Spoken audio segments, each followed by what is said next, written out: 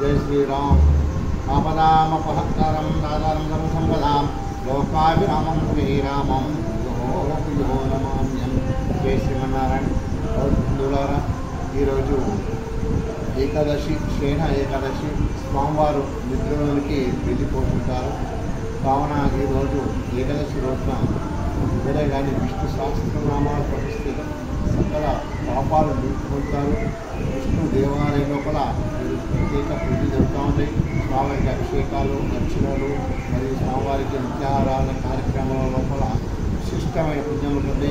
ఈరోజు శ్రీమన్నారాయణకు నమస్కరిస్తూ ఓం నమో నారాయణాయ నమః, ఓం నమో నారాయణాయ నమః, ఓం నమో నారాయణాయ నమస్కరించడం చూపిస్తే సకల పాపాలు దొరుకుతాయి.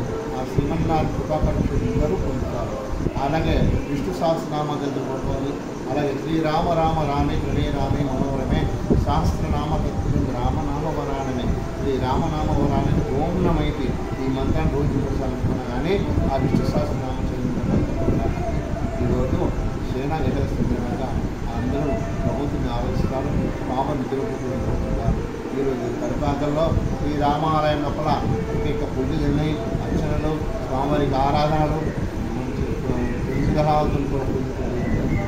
కావున భక్తులు వచ్చేసి ఆ స్వామివారి రంగస్థానిసి కృపాకటాక్షాలు శ్రీ సీతారామస్వామి యొక్క పుణ్యక్షేత్రం, తీర్థక్షేత్రం కాబట్టి స్వామివారి కృపాకటాక్ష వెళ్ళలా అందరూ జై శ్రీరామ్, జై శ్రీమన్నారాయణ.